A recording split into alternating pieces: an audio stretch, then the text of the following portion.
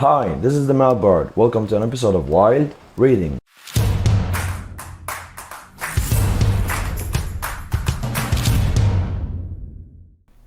I've heard a lot of people talking about overthinking, and they think it's a problem in them, and they want to get rid of it. But the idea that came to my mind is, where did overthinking come from? Overthinking, in my opinion, comes from two reasons. The first reason is, there is something you should have done, or you should have said, but you didn't do it, and you didn't say it. So after the event is done, your mind keep repeating the scene over and over again to show you how things should have been done or how things should have been said.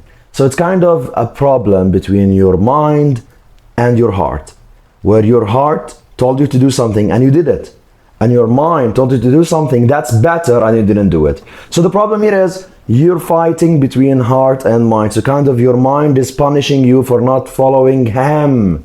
Your mind is punishing you, telling you exactly how you should have said and done that. So you repeat the scenario over and over again, and you keep repeating that scenario, and it turns into a habit of creating scenarios where you say what you have to say and you remove what you shouldn't have said. This kind of case has a problem with your personality because you were afraid at that time to say what should be said or to do what should be done.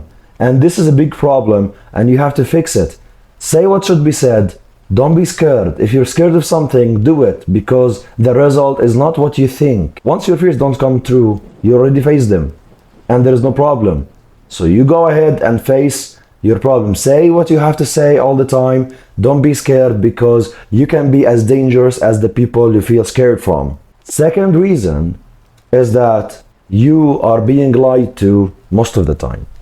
So overthinking is for me a sensor that tells me that someone is lying to me. Because how many times you've been lied to every day? A lot, for sure.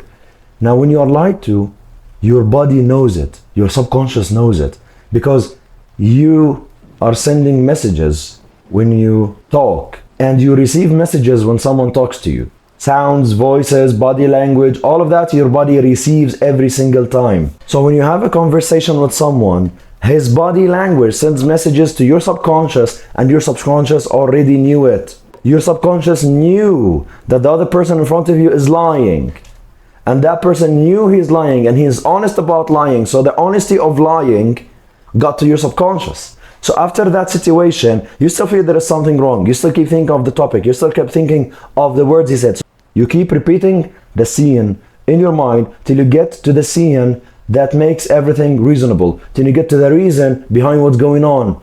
Put together, assemble the pieces of the entire story to come up with the logical story that satisfies your thirst for knowledge. So you're curious to know what happens, and you're curious to know the truth, because you can never be lied to. You're too clever to be lied to.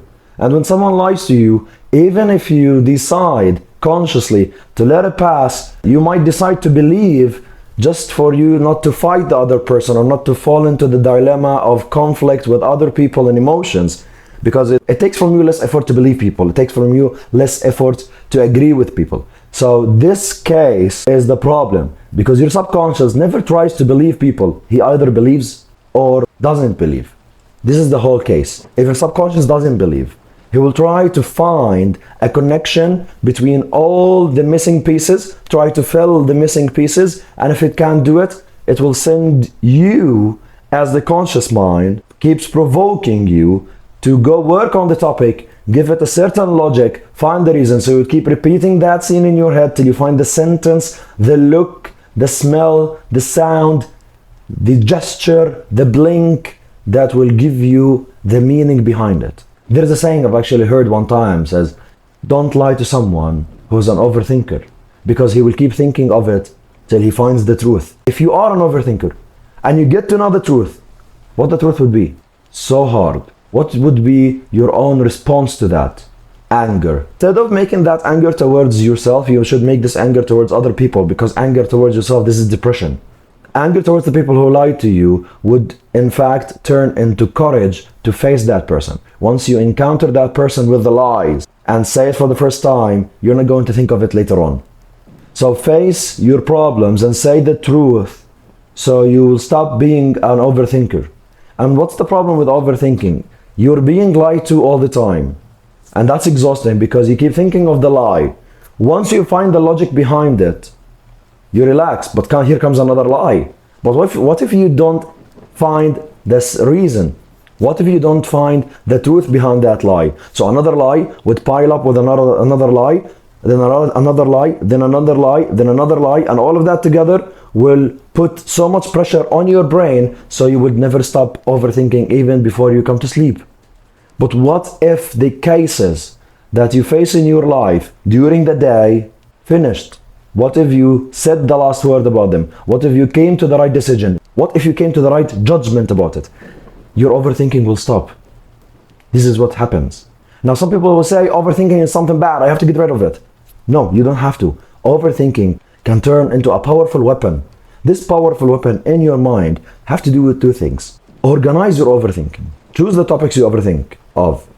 And arm yourself with words. Arm yourself with logic. Arm yourself with books. Go to self-help books. Go to novels. Reading would help you acquire the ability of assembling different lines and filling in the blank and reading between the lines till you get to the truth. So the more you read, the more knowledge you have. With the more experience you have and knowledge from books, it will get you to apply this knowledge in real life. And once you read more about body language, psychology, anything that has to do with human science and literature, you would find a lot of wisdom in that. And if you try to apply this wisdom in your life, you're going to get to the core of it. Now, getting to the bottom of any idea is to dig deep in your heart. And digging deep in your heart is to dig deep in other people's hearts. And you will do that once you decide that you are brave enough to do it. It needs a lot of courage. So instead of putting the energy into violence, put the energy into courage to facing every single situation. Say the things you have to say. Come up with your opinion. Don't keep it in your heart. Don't keep it in your mind. Out with it. Say it. Reading would arm you with words to say the proper word in the proper situation. So you're using the specific term to express your feelings and express your opinion. This way it comes out of your mind. One way also to solve it is to write things down. Use writing. Why not? Go ahead and write every single thing that happens to you. If something is bothering you and you keep thinking of it, write it down, because when you write it down, you put things organized, and language helps you organize things. Once you organize it on a piece of paper, you're going to come to a better understanding of what's happened, and you're going to find the logic behind it, and you're going to find the truth. And after you find it, you can tear the paper or burn it or throw it in the sink. Either ways, you get rid of it. That's a way of physically getting rid of the problems that have to do in your mind. So pour whatever in your mind on the paper, think of it carefully, and write the solution. Write your decision about it. What did I believe about it? What's right about it? When you write your own decision, you made up your mind, then you can throw it. This is one way of doing that. Now, after you prepare yourself, you know more information, you know more about yourself, you know more about the life. Once you get to know a lot of people, you can understand what they are doing and why they're doing that. That's why I like reading about psychology, because it makes you understand why people behave in certain ways and why we behave in a certain way. All of this, if you read about it, you're going to figure out everything on time and learn to apply what you read immediately in the situation. Once you apply all of that, your problems will end. And overthinking can be applied in a logical way by using knowledge, because your only problem is that you can't find what's the reason. You can't find why this happened. You can't find why didn't I do this and that. Once you read into psychology, you read into self-development, you apply it in your life, things are going to be easier, and you don't need to overthink a lot. So you can control your thoughts in a certain way once you have a certain grasp of how you think and how other people think.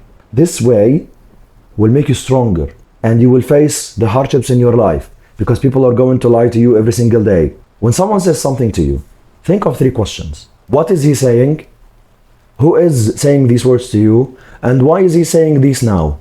Once you get the 3 answers correctly, you're going to know everything about what's being said to you. This way, you can come up to write them down, you can think of them carefully, and you can enjoy the process of thinking, because it gets you to the magical solution for your feelings, ideas, and other people's ideas. So you get yourself into less problems, and at the same time, you can enjoy a good sleeping time. Thank you for being here in this episode. And if you like the topic and you want to discuss more, you can comment down below. I'll be waiting for you. See you next time in an episode of Wild Discussion.